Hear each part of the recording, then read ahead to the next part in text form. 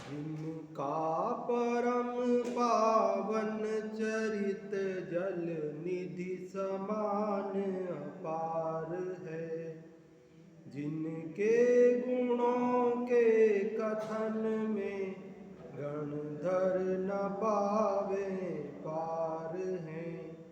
बस वीतराग विज्ञान ही जिनके कथन का सार है, उन सर्वदर्शी सन्मति को वंदना शत बार है, वंदना शत बार है।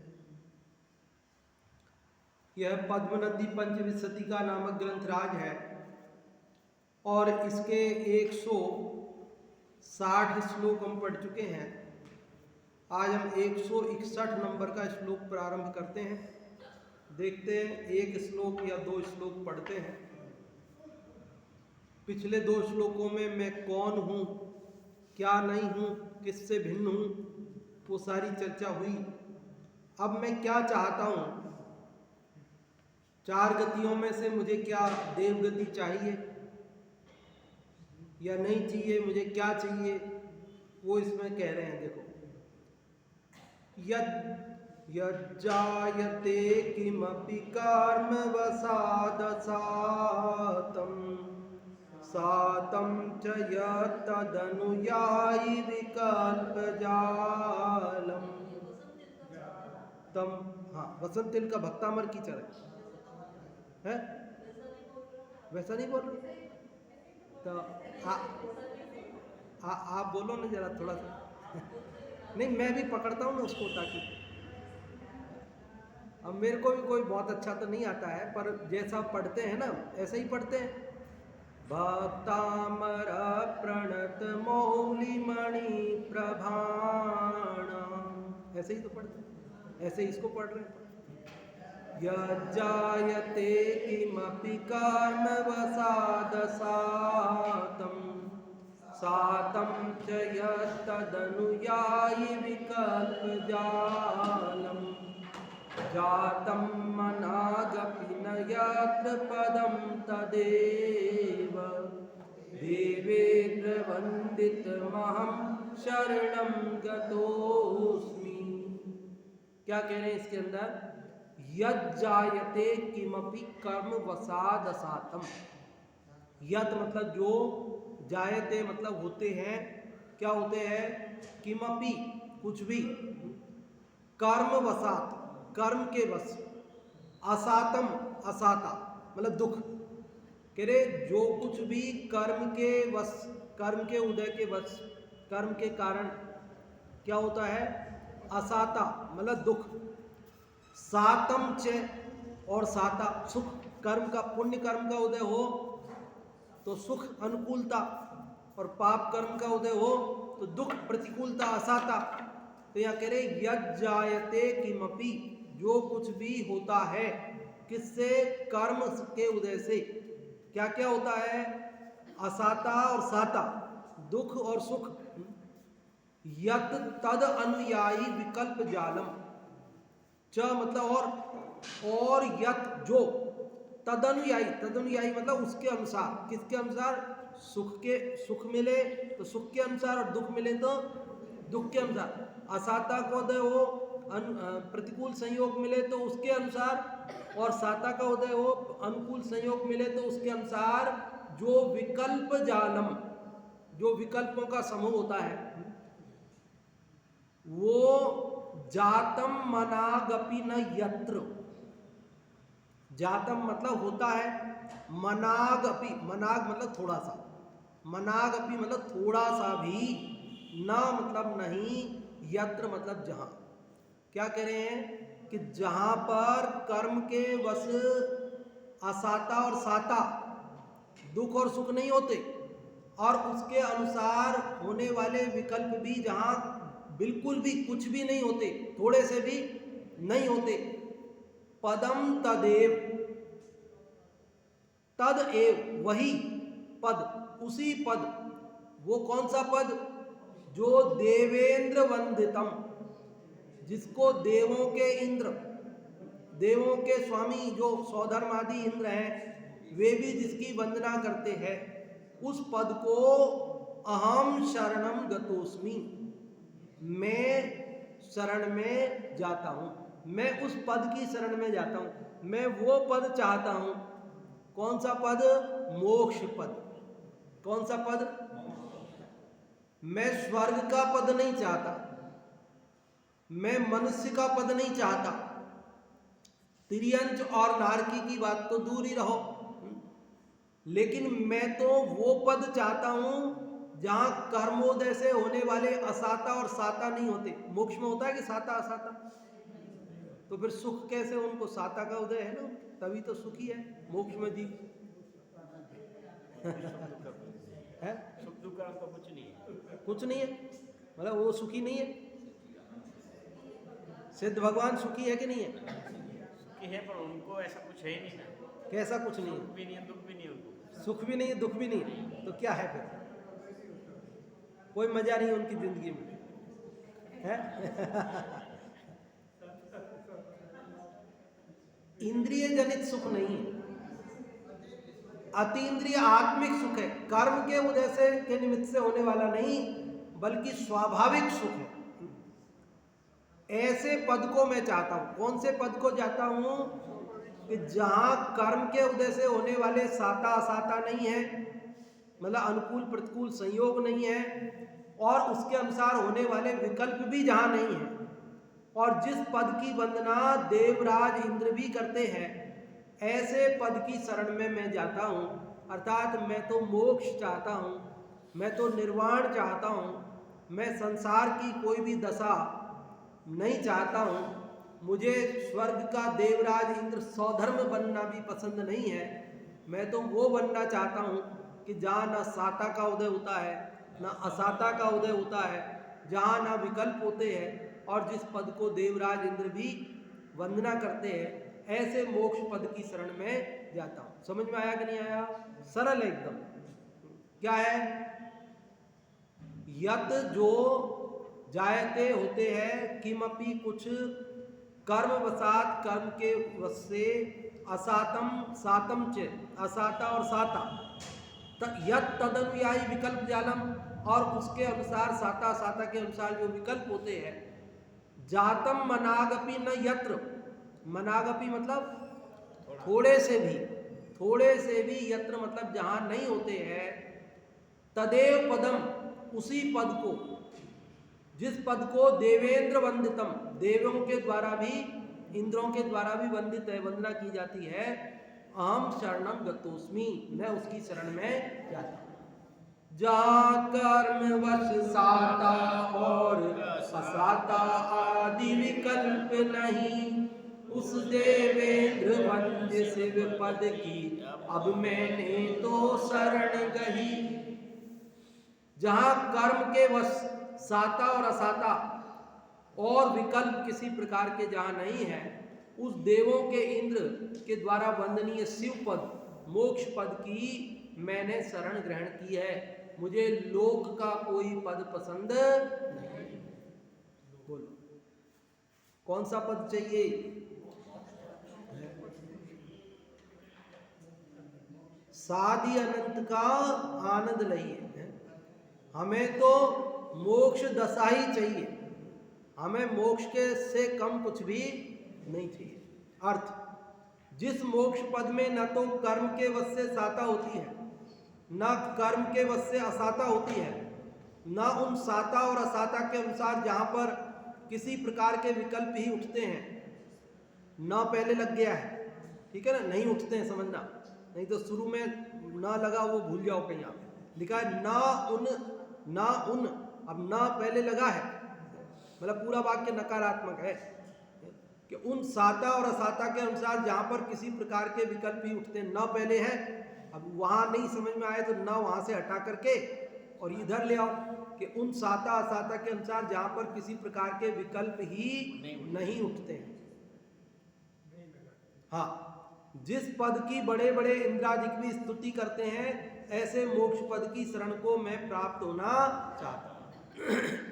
अब हमें स्वर्ग का पद क्यों नहीं चाहिए, ये तो आपको समझाने की जरूरत नहीं है, या कहो तो समझाएं फिर यही श्लोक चलने दें, और नहीं तो फिर अगला श्लोक प्रारंभ करें।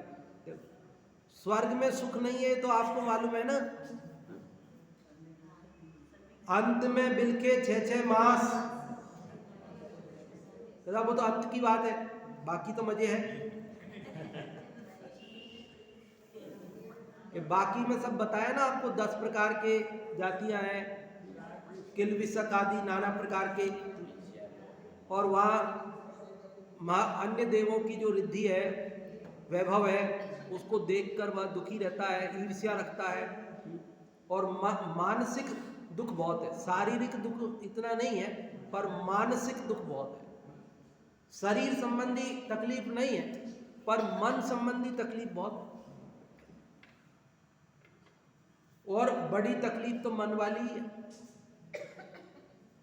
कहते हैं कि गोली का घाव तो भर जाता है, पर बोली का घाव नहीं भरता है। मतलब शरीर की कोई तकलीफ हो तो वो तो थोड़े दिन में मिट जाएगी, इलाज कराएंगे, दवाई ले लेंगे, लेकिन मानसिक तकलीफ हो, मन में टेंशन हो, उसका क्या इलाज?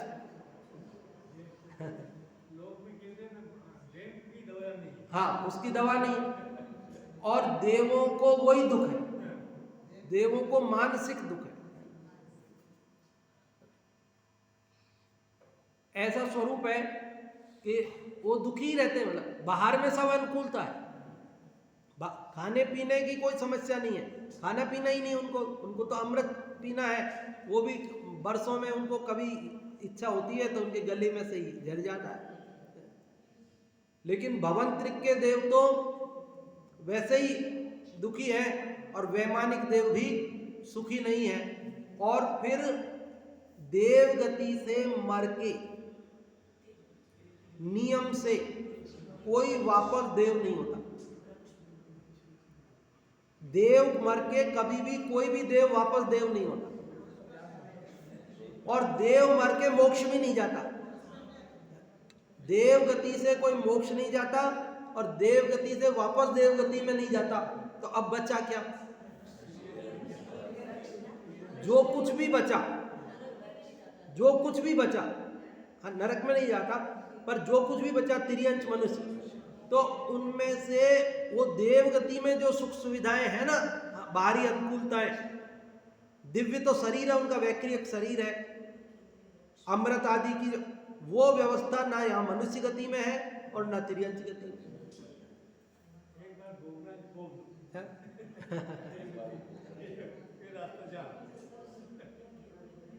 और 2000 सागर के लिए त्रस पर्याय मिली, उसमें से सागरों वहां बीत गया, टाइम तो निकल गया ना, मोक्ष का पुरुषार्थ तो वहां हो नहीं सकता, तो वो समय निकल गया।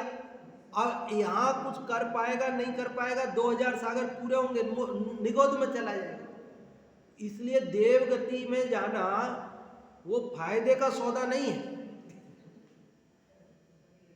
बहुत सारा है, आप कहो तो केवल इसी पे अपन फिर पूरे टाइम चर्चा करें, लेकिन आपको ये चर्चा में कई बार की है ना। जो एक भवतारी है, एक भवतारी जो मोक्ष है, वो तो फायदा है ना। तो वो उसको देवगति का थोड़ी फायदा होता है, एक भव का फायदा है।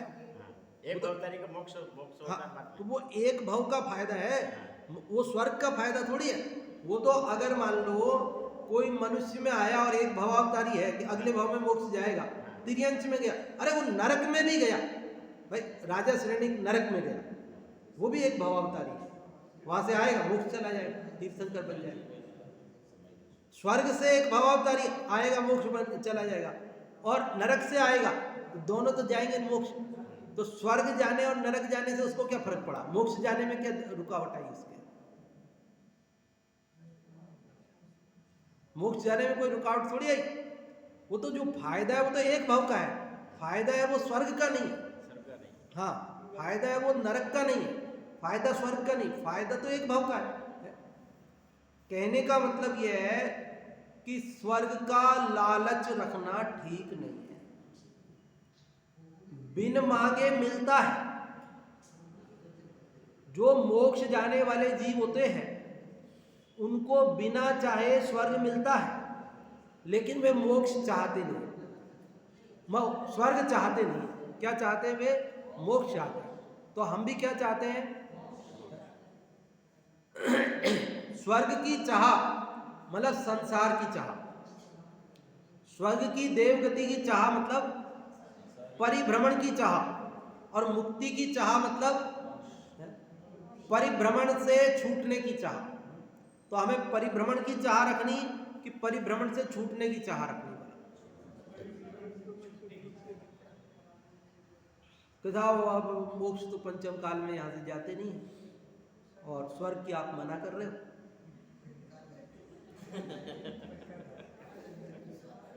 फिर कहाँ जाएंगे? तो फिर हम किसकी चाह रखें? फिर नरक की रखें क्या? तो त्रियंश की रखें या वापस मनुष्य की रख लें? क्या करें? अरे हमारे चाहने से कुछ मिलता है क्या? और अगर चाह ही रखनी है तो फिर छोटी क्यों रखो, बड़ी रखो ना। मोक्ष का पुरुषार्थ करने वाला जीव मोक्ष नहीं जावे तो स्वर्ग में जाता है, जाएगा वो, लेकिन स्वर्ग की चाह रखने वाला स्वर्ग में भी नहीं जाता। समझ गए ना बात को? ये बहुत सारी बात है ना। एक श्लोक और पढ़ना चाहते हैं, देखो एक और श्लोक पढ़ते हैं। इसका अर्थ पढ़ दिया ना मैंने आपको? हाँ, एक और श्लोक पढ़ते हैं। देखो ये बता रहे हैं कि ये जो जिनवाणी माता मिली ना अपने को, ये दुनिया में सर्वोत्कृष्ट चीज है।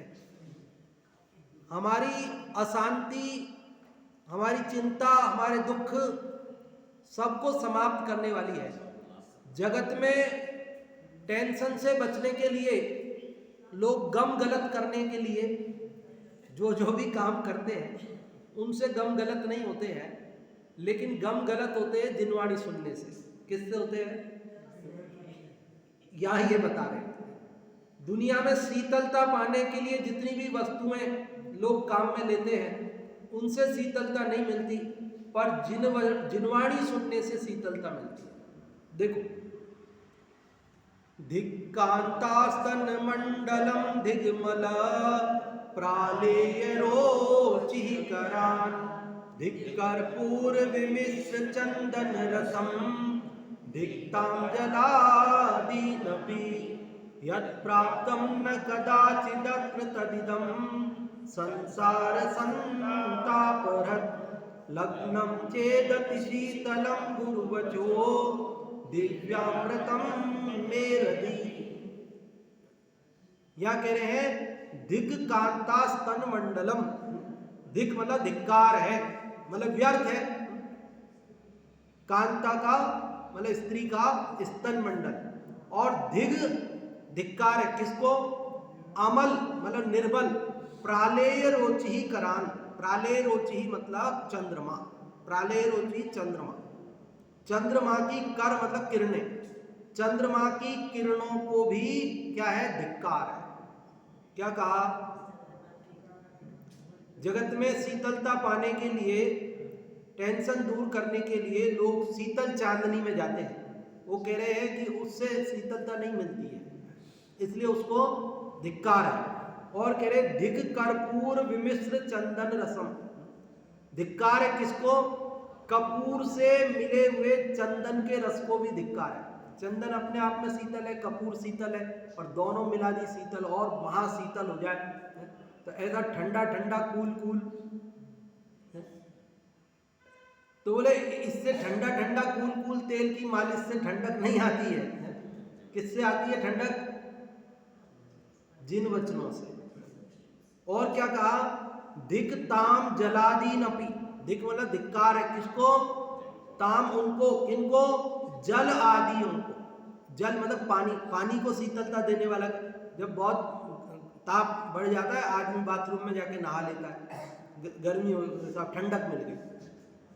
एक कपड़े को गीला करके पानी से अपने मुंह पे, माथे पे डाल लेता है, अपने शरीर पे ओढ़ लेता है। ज़्यादा गर्मी पड़ती है और गांवों में पहले लाइट नहीं होती, छत पे भी लू चलती रात को भी, तो चादर को गीली करके ओढ़ लेते थे लोग। तो ये सब शीतलता प्राप्त करने के लिए जगत में लोग जितनी भी वस्तुएं हैं, अब यहाँ 4 चीजें कह करके उन्होंने 4 नहीं कही, आदीन, जल आदीन अपनी, आदि में मतलब और भी दुनिया में जितनी भी चीजें शीतलता प्राप्त करने के लिए लोग काम में लेते हैं, कह रहे इन सब से शीतलता नहीं मिलती। किससे मिलती है? तो कह रहे यत प्राप्तम न कदाचित अत्र, यत मतलब जो, प्राप्तम न कदाचित, प्राप्तम मतलब प्राप्त किया, न मतलब नहीं प्राप्त किया, कदाचित मतलब कभी भी, अत्र यहाँ इस लोक में हमने जो आज तक पहले कभी प्राप्त नहीं किया, तद इदम वह यह क्या, संसार संताप रत, संसार संताप को हरने वाला, संसार की पीड़ा को हरने वाला, संसार के दुखों को दूर करने वाले, लग्नम चेत अति शीतलम गुरुवचो, लग्नम मतलब लग जाए, बैठ जाए, चेत यदि, अति शीतलम अत्यंत शीतल, गुरुवचो गुरु के वचन, दिव्यामृतम जो दिव्य अमृत के समान है, मे हृदय मतलब मेरे हृदय में। समझ में आई बात? क्या कहा? चेत, यहां से शुरू करो अब। चेत मतलब यदि, चेत मतलब यदि, यत प्राप्तम न कदाचित अत्र, जो कभी भी आज तक यहां प्राप्त नहीं हुआ, संसार संताप रत, संसार ताप को हरने वाला, अति शीतलम अत्यंत शीतल, दिव्यामृतम दिव्य अमृत के समान, गुरुवचो गुरु के वचन, मे हृदय लग्नम मेरे हृदय में यदि लग गए हैं, बैठ गए हैं, मुझे सुहा गए हैं, जच गए हैं, तो फिर धिक कांतास्तन मंडलम, धिक अमल प्राले रोचिकरान, धिक कर्पूर विमिश्र चंदन रसम, धिक ताम जल आदीन अपि, मतलब जगत में शीतलता करने वाली अन्य वस्तुओं की कोई जरूरत ही नहीं है, यदि मुझे सदगुरु के वचन मिल गए, यदि मुझे जिनेंद्र भगवान के वचन मिल गए। कैसे है जिनेंद्र भगवान के वचन? आज तक नहीं मिले। मतलब कैसे नहीं मिले? हमने पहले जिनवाणी नहीं सुनी क्या? कहते हैं बहुत बार, तो हम वहां गए समूह शरण में, अरे उसको सुनना नहीं कहते,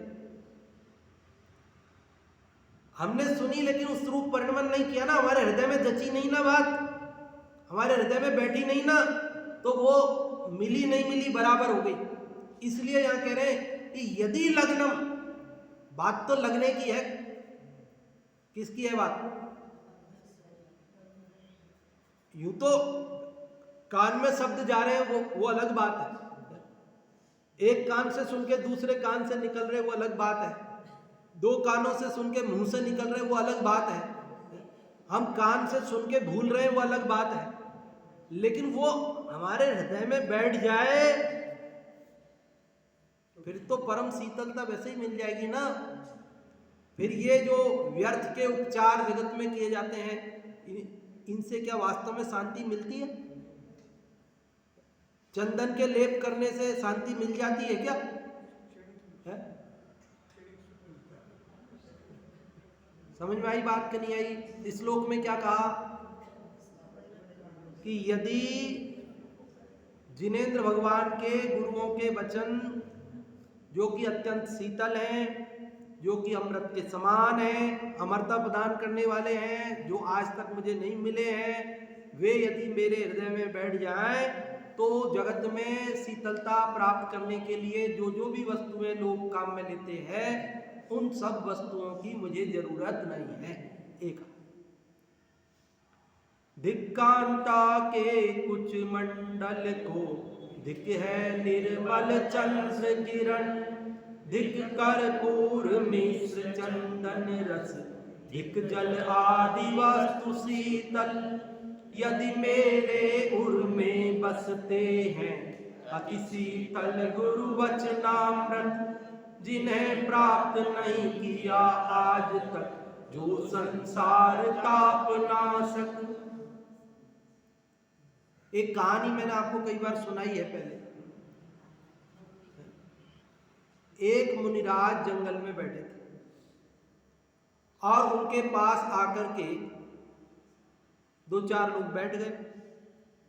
तो वे मुनिराज का ध्यान भंग होगा, कोई अच्छी बात मुनिराज हमको सुनाएंगे। एक राजा भी आके बैठ गया, क्योंकि महाराज के आगे तो राजा भी झुकते हैं, वो भी बैठ गया। साथ में रानी भी बैठ गई। एक किसान भी आके बैठ गया वहां पर। एक बच्चा भी आके बैठ गया। एक उधर से चंदन का व्यापारी जा रहा था, वो भी बैठ गया। ऐसे अनेक लोग बैठे थे। जैसे मुनिराज का ध्यान पूरा हुआ, उन्होंने आंख खोली तो लोगों ने कहा कि कोई धर्म की बात, अच्छी बात सुनो। तो मुनिराज ने कहा कि अच्छा ये बताओ, दुनिया में सबसे शीतल वस्तु क्या है? सबसे शीतल वस्तु क्या है?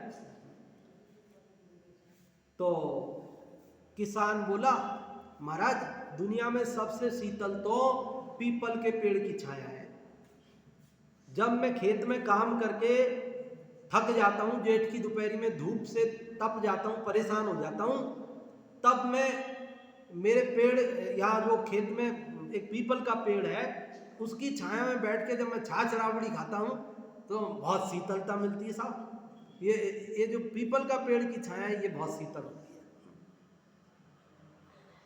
तो वहां राजा बैठा था। राजा बोला कि महाराज मैं बताऊं आपको सबसे शीतल क्या होता है? बोले सबसे शीतल तो चंद्रमा की चांदनी होती है।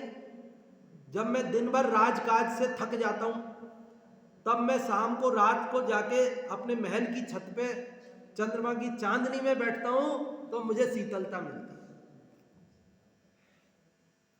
वहां पर जो चंदन का व्यापारी बैठा था, वो बोला कि महाराज ये है, बंदर क्या जाने साहब, ये लोग जानते नहीं हैं कि क्या चीज मतलब शीतल है। अजी साहब, दुनिया में सबसे शीतल तो चंदन है। चंदन का लेप करो तो बहुत शीतलता मिलती है। ये समझते ही नहीं। कोई किसी को बता रहा है, कोई किसी को बता रहा है। वहां बच्चा बैठा था ना, वो बच्चा बोला महाराज जी मैं बताऊं क्या? कि बेटा बताओ, तुम बताओ चलो। तो वो बच्चा बोला महाराज जी वो तो आइसक्रीम सबसे ठंडी होती है।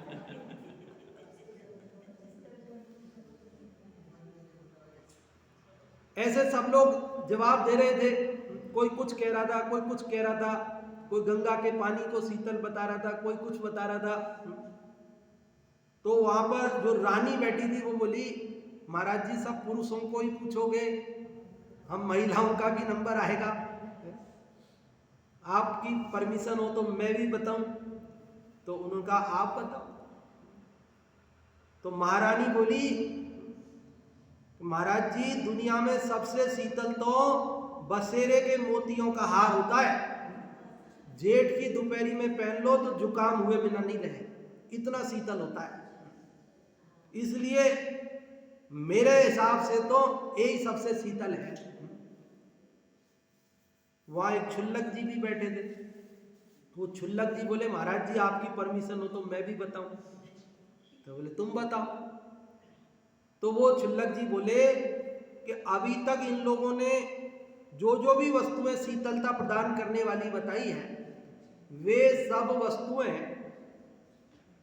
कथनचित किंचित इस शरीर को शीतलता प्रदान तो कर सकती है, किंतु आत्मा को शीतलता प्रदान करने में वे चीजें समर्थ नहीं है। आत्मा को शीतलता प्रदान करने के लिए तो दुनिया में एक ही चीज समर्थ है, और वो है जिनवाणी, जिनवाणी और जिनवाणी। जिनेंद्र भगवान के वचन ही शीतलता प्रदान करने वाले हैं। बाकी वस्तुएं जगत में जिनको लोग सुख पाने के लिए प्राप्त करते हैं, खोजते हैं, उनसे सुख मिलता नहीं है, उनसे शीतलता मिलती नहीं है। ये बात इस श्लोक में बताई है। समझ में आई कि नहीं आई बात? क्या समझ में आई? क्या है शीतलता प्राप्त करने के लिए? देखो अर्थ पढ़ देते हैं। संसार में यह बात भली भांति प्रचलित है तथा अज्ञानी मनुष्य इस बात को मानते भी हैं कि यदि किसी प्रकार का संताप हो जाए तो उस संतप्त प्राणी को स्त्री के स्तनों के स्पर्श से तथा चंद्रमा की किरण आदि के सेवन से इस संताप को दूर कर देना चाहिए। परंतु ज्ञानी मनुष्य इस बात को नहीं मानता तथा इससे विपरीत ही विचार करता है। अर्थात वह कहता है कि जिसकी कभी भी प्राप्ति नहीं हुई है, जो संसार के सब दुखों को दूर करने वाले हैं और जो अत्यंत शीतल हैं, ऐसे श्री गुरुओं के वचन यदि मेरे मन में मौजूद हैं तो मनुष्य जिनको शीतल करने वाले कहते हैं, ऐसे स्त्री के कुचों को धिक्कार है, चंद्रमा की शीतल किरणों को धिक्कार है, कपूर मिले हुए चंदन के रस को धिक्कार है तथा जल आदि को भी धिक्कार है। सरल है बात, सब अपन चर्चा कर ही चुके हैं। भावार्थ, गुरु के उपदेश के सिवाय उक्त समस्त चीजें संताप ही करने वाली हैं, अंश मात्र भी शांति की करने वाली नहीं है। इसलिए जो मनुष्य शांति के अभिलाषी हैं उनको गुरुओं के वचन का ही आश्रय लेना चाहिए। किसका आश्रय लेना चाहिए? गम गलत करना हो तो किसका आश्रय लेना चाहिए? अरे भाई, व्यसनों का सहारा लेता है जीव अपने दुख को भुलाने के लिए, लेकिन उन व्यसनों के सेवन से दुख नहीं मिटता, उल्टा दुख बढ़ता है, पाप बंधता है और फिर वह उदय में आता है। दुख घटता नहीं, दुख बढ़ता है।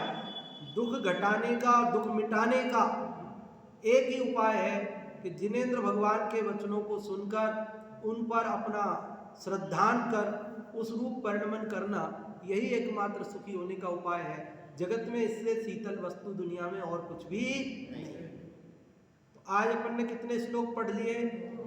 कौन कौन से नंबर के? 161 और 162।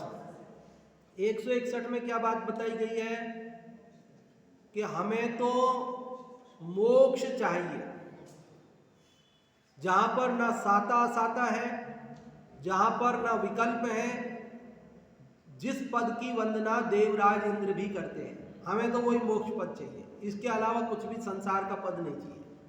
और इस 162वें में क्या बात बताई है कि इस 162वें श्लोक में ये बात बताई है कि दुनिया में शीतलता प्राप्त करने के लिए जितनी भी वस्तुएं कही जाती हैं, उन सब वस्तुओं से वास्तविक शीतलता की प्राप्ति नहीं होती, बल्कि जिनेंद्र भगवान के वचनों से, जिनवाणी से ही शीतलता मिलती है। इसलिए आप और हम सबको जिनवाणी सुनकर उस रूप परिणमन करना चाहिए, सुखी होना चाहिए। ये दोनों श्लोक की बात आप सबको समझ में आई कि नहीं आई? नहीं समझ में आई तो आप पूछ लो, आ गई है तो अब आप लोग बताओ।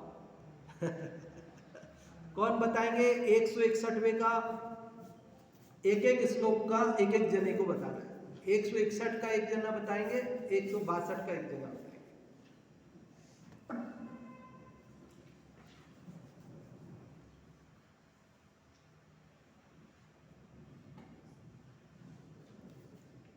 जहाँ कर्म साता असाता का आदि विकल्प नहीं है, कर्म से साता असाता का विकल्प नहीं है। हाँ जी।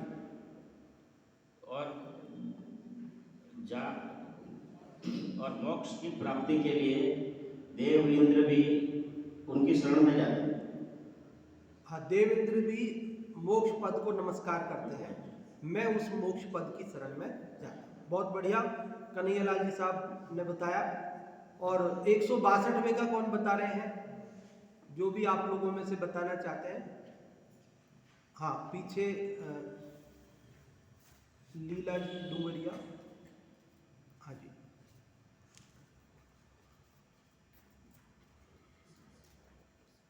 शीतलता पाने के लिए न तो चंद्रमा की चांदनी चाहिए और न संसार के सब कुछ भी शीतल नहीं, जैसे कि चंद्रमा की चांदनी है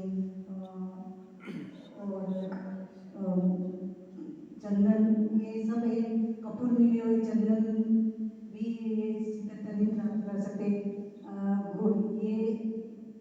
भगवान के जो वचन है ना, वही शीतलता उनको देंगे, उनको ही ग्रहण करना चाहिए। बहुत बढ़िया। आपने बताया कि जगत में शीतलता प्रदान करने वाली वस्तुएं समझी जाती हैं, उनसे वास्तविक शीतलता प्राप्त नहीं होती है। वास्तविक शीतलता जिनवाणी के वचनों को सुनने से होती है। हाँ जी, और भी कोई आप में से बताना चाहते हो? दोनों का भी बताना चाहते हो कोई एक जना?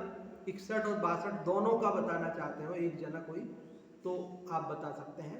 हाँ जी, पुरुष वर्ग या महिला वर्ग में जो भी।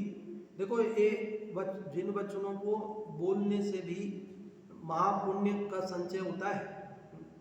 अपने जबान से अपन कितने गंदे गंदे शब्द बोलते हैं दिन भर अपन जो है गाली गलौज के शब्द बोलते हैं।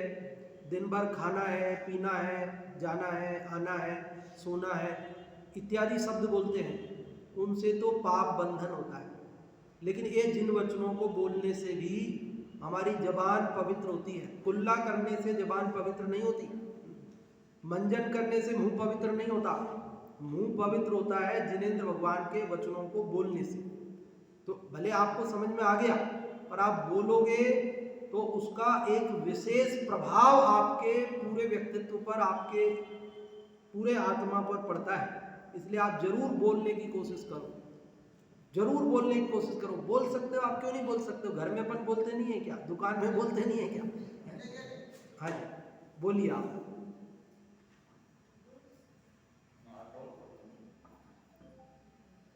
168 श्लोक में हाँ। मोक्ष की शरण है। हाँ। और मोक्ष की कामना ही बताई गई है। हाँ। उसमें जितने भी कर्म है असत असत वो सबको गौण किया है। बिल्कुल। और 165 के अंदर जो शीतलता बताई है संसार है, हाँ।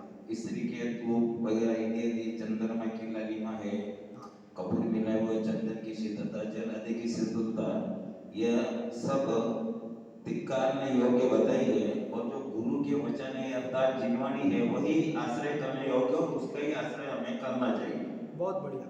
तो आप सबको देखो, रोज सबको अवसर भी नहीं मिलेगा। आप सब बताने लगोगे तो इतना समय अपने पास होता भी नहीं है, केवल 5 मिनट बचाते हैं अपन। तो आप में से 1-2 लोगों को ही बताने का अवसर मिलेगा, वो भी जिस दिन माइक सही होगा उस दिन। बहुत दिन में माइक अपना सही हुआ, तो इसलिए आप लोग बिल्कुल मौका मत चूकना। और बदल बदल के, कल इन्होंने बताया साहब, आज हम बताएंगे, यही थोड़ी रोज बताएंगे। ऐसे लड़ा करो। हाँ। हाँ जी, जिनवाणी स्तुति करेंगे।